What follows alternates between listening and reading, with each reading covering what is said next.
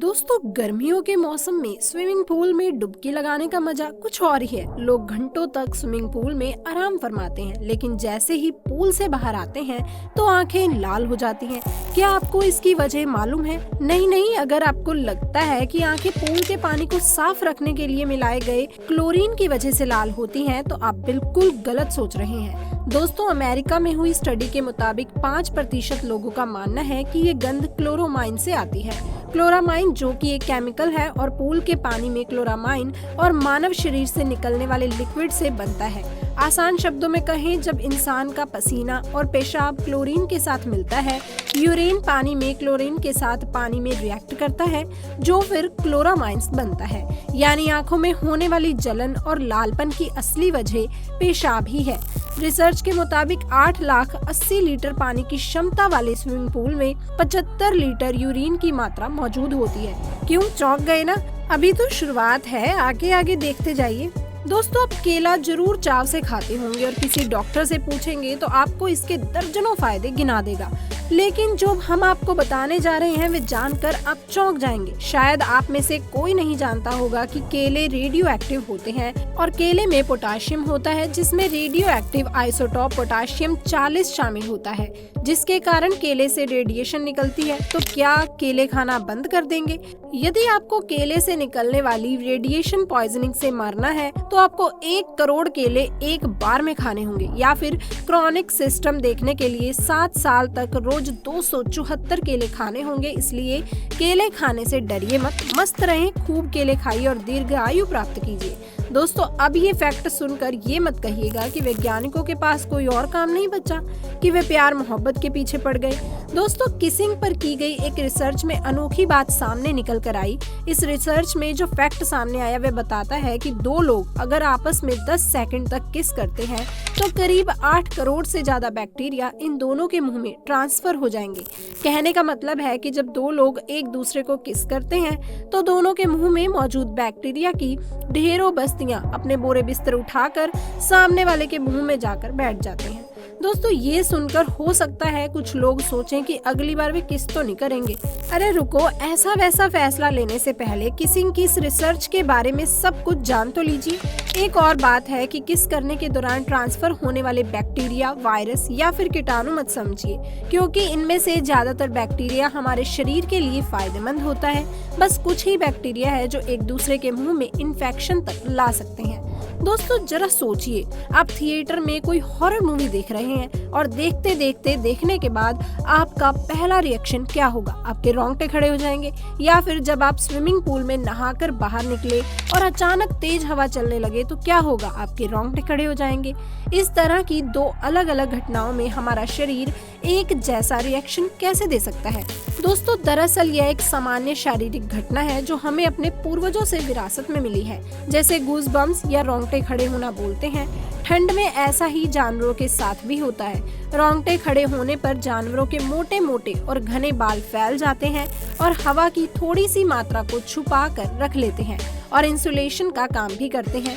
दोस्तों, बाल का लेयर जितना ज्यादा घना होगा उतनी ही ज्यादा गर्माहट को रोक पाएगा। कई पीढ़ियों पहले जब मनुष्य के बहुत बड़े और ज्यादा बाल हुआ करते थे, तब यह प्रक्रिया हमारे पूर्वजों को ठंड से बचाने में मदद करती थी। इसके अलावा डर की वजह से इसलिए रोंगटे खड़े हो जाते हैं ताकि खतरे की परिस्थितियों में हम बाल फैलाकर बड़े दिखाई दे सके।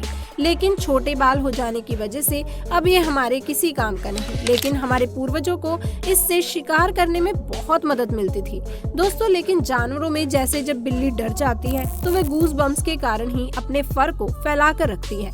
इसलिए अब जब भी आपके रोंगटे खड़े हो जाएं तो समझ जाइए कि आपका शरीर आपकी मदद करने के लिए कोशिश कर रहा है, भले ही वो आपके लिए कारगर ना हो। दोस्तों, यह तो आपने बहुत बार देखा होगा कि आपको यदि काफी देर तक पानी में काम करना पड़े तो आपके हाथ में, पैरों की उंगलियों में सिलवटें पड़ जाती हैं।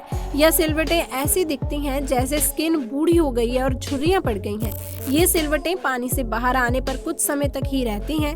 यूके की न्यू कैसल यूनिवर्सिटी की रिसर्च के मुताबिक देर तक पानी में रहने पर हमारी त्वचा में झुर्रियां पड़ने की वजह हमारे शरीर की एक व्यवस्था है जिससे हमारे काम आसान हो सके। वैज्ञानिकों के अनुसार दरअसल हमारी त्वचा के भीतर एक स्वतंत्र तंत्रिका तंत्र काम करती है जो देर तक त्वचा के पानी के संपर्क में रहने पर नसों को सिकोड़ देता है, जिससे कि त्वचा पर सिलवटें पड़ जाती हैं। ये जिंदा रहने के लिए हमारे शरीर का जबरदस्त इंतजाम है। गीले हाथों में पड़ी सिलवटें गीले हाथ रहने के बावजूद हाथों की पकड़ को कमजोर नहीं होने देती और पैर गीले होने के बावजूद फिसलने से बचे रहते हैं। यानी सिलवटें गीली परिस्थितियों में बेहतर ग्रिप देती हैं। दोस्तों, इंसानों के अलावा बंदरों और इस परिवार के दूसरे जानवरों में भी ये बखूबी देखने को मिलती है। बचपन से ही सुनते आ रहे हैं कि कम उम्र में मुंह पर शेव नहीं करनी चाहिए, वरना मुंह पर ज्यादा और घने बाल आ जाएंगे, या फिर गंजा होने से ज्यादा घने और तेजी से बाल बढ़ते हैं। इसी लालच में कुछ लोग बार बार सिर मुंडवाते हैं। लेकिन आपको बता दें कि हेयर ग्रोथ जेनेटिक मामला है। दोस्तों, हेड शेव करवाने से बाल तेजी से नहीं बढ़ते हैं। शेव कराने से हेयर फॉलिकल नहीं बढ़ सकते और ना ही खोए हुए बाल वापस आ सकते हैं, क्योंकि हेयर फॉलिकल स्किन के अंदर गहराई में होते हैं और शेविंग से इन पर किसी तरह का प्रभाव नहीं पड़ता। वास्तव में गंजा होने के बाद जब बाल बढ़ने शुरू होते हैं तो छोटे बालों के शाफ्ट थोड़ा ज्यादा नजर आते हैं। यही कारण है कि आपके बाल थोड़े घने दिखाई पड़ते हैं, जबकि हकीकत यह है कि आपके बाल किसी भी तरह घने नहीं हुए होते। इसके अलावा नए बालों को कम नुकसान हुआ होता है और इसे हेल्दी भी माना जाता है, क्योंकि इनमें किसी तरह केमिकल ट्रीटमेंट नहीं हुआ होता। हालांकि अब नियमित रूप से बालों को काट कर भी उन्हें स्वस्थ और ताजा रख सकते हैं। इसके अलावा अगर आपको डैंड्रफ है तो हेड शेविंग कराने से आपको कुछ समय के लिए अपने सिर को साफ रखने में जरूर मदद मिल सकती है। दोस्तों, अब बात करते हैं, एक सफेद बाल तोड़ने पर उसकी जगह 10 नए सफेद बाल उग जाएंगे, यह भी सरासर गलत है। दोस्तों, मानव शरीर कई तत्वों से मिलकर बना है, लेकिन आपको जानकर आश्चर्य होगा कि इनमें से एक गोल्ड यानी कि सोना भी है। आप सोच रहे होंगे कि अपने शरीर का ऑपरेशन करवा कर आप सोना निकाल सकते हैं, तो ऐसा बिल्कुल नहीं है, क्योंकि शरीर में सोने की मात्रा कम होती है। 70 किलो के व्यक्ति के शरीर में 0.2 मिलीग्राम सोना होता है, यानी कि 40,000 लोगों के शरीर से केवल 8 ग्राम सोना निकलेगा।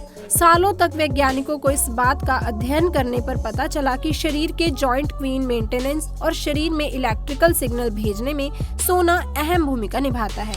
दोस्तों, अब यूं तो हर किसी को कभी न कभी किसी न किसी बात पर रोना आ ही जाता है, लेकिन कुछ लोग ऐसे भी होते हैं जो बिना बात के ही रोने लगते हैं। दोस्तों, रोना एक स्वाभाविक प्रक्रिया है जो मनुष्यों के साथ खुशी और हताशा सहित भावना में होता है। लेकिन क्या रोने से कोई स्वास्थ्य लाभ होता है? सैकड़ों वर्षों से इसके ऊपर कई थ्योरियां आ चुकी हैं, जैसे आंसुओं से आंखों को नमी मिलती है, या फिर रोने से आपको और दूसरे लोगों को संकेत मिलता है कि आपके साथ ऐसी समस्या है जिसके सामने आप असहाय हैं। इसी प्रकार दुनिया भर की थ्योरीज हैं, लेकिन हम इमोशनल क्यों रोते हैं? इसका सटीक जवाब तो किसी के पास नहीं, लेकिन क्या आप जानते हैं कि दुखी होने पर जब हम रोते हैं तो हमारे आंसू में एक नेचुरल पेन किलर ल्यूसीन एनकेफाइल निकलती है, जिसकी वजह से रोने के बाद हम अच्छा महसूस करते हैं। दोस्तों, अधिकतर लोग बचपन से ये मानते हैं कि मानव शरीर में 5 इंद्रियां यानी कि सेंसेस होते हैं, जो इस प्रकार है: sense of touch, sense of taste, sense of smelling, sense of seeing, sense of hearing. दोस्तों, ये तथ्य ग्रीक के फिलोसोफर एरिस्टोटल द्वारा 350 बीसी में लिखे जाने के कारण प्रचलित है, लेकिन हम आपको बताते हैं कि हमारे पास 5 इंद्रियों के अलावा भी और इंद्रियां मौजूद हैं। वैज्ञानिकों की माने तो संख्या 22 से 33 हो सकती है, जैसे कि senses of balance, sense of temperature, sense of pain, sense of movement. और यह हर इंसान में अलग अलग भी हो सकते हैं, जैसे कि हम में मौजूद सेंस ऑफ थ्रस्ट हमारे शरीर का हाइड्रोजन लेवल मेंटेन करने में मदद करती है और पानी पीने के लिए कहती भी है। लेकिन जिसको रेयर कंडीशन एडिस्पिया हो तो उस इंसान को सेंस ऑफ थ्रस्ट का एहसास नहीं होगा, जिससे कि जान भी जा सकती है। लेकिन यह कहना गलत नहीं होगा कि शरीर में सभी इंद्रियों में 5 इंद्रियां बेसिक होती हैं। दोस्तों, कैंसर के मरीजों को देखा होगा तो एक बात गौर की होगी कि उनके बाल काट दिए जाते हैं। युवराज सिंह, सोनाली बेंद्रे की वह फोटो तो आपने देखी ही होगी, जिसमें उनके सिर पर एक भी बाल नहीं था। ऐसे में अक्सर ये सवाल मन में आता है कि आखिर कैंसर मरीजों के बाल क्यों झड़ जाते हैं या फिर काट दिए जाते हैं। तो चलिए आज हम आपको इसका जवाब भी दे देते हैं। दोस्तों, कैंसर मरीजों को बहुत सी दवाओं का सेवन करना पड़ता है। इसके लिए कई तरह के इंजेक्शन भी लगाए जाते हैं। इन दवाइयों से मरीज के शरीर पर साइड इफेक्ट होता है, जिसका सबसे ज्यादा असर बालों पर पड़ता है और बाल झड़ जाते हैं। कैंसर के मरीज को ठीक करने के लिए डॉक्टर कीमोथेरेपी के जरिए कैंसर सेल्स को नष्ट करते हैं। इस थेरेपी में जिस रसायन का उपयोग किया जाता है उससे बाल झड़ जाते हैं। इसके साथ ही मरीज को इन्फेक्शन से बचाने के लिए भी बाल काट दिए जाते हैं।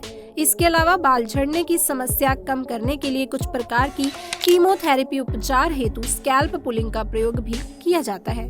तो दोस्तों, इस तरह से हमारे ये शरीर के कुछ फैक्ट्स हैं जो कि हमें नहीं पता होते। तो इसी के साथ दोस्तों, उम्मीद है वीडियो आपको पसंद आई होगी।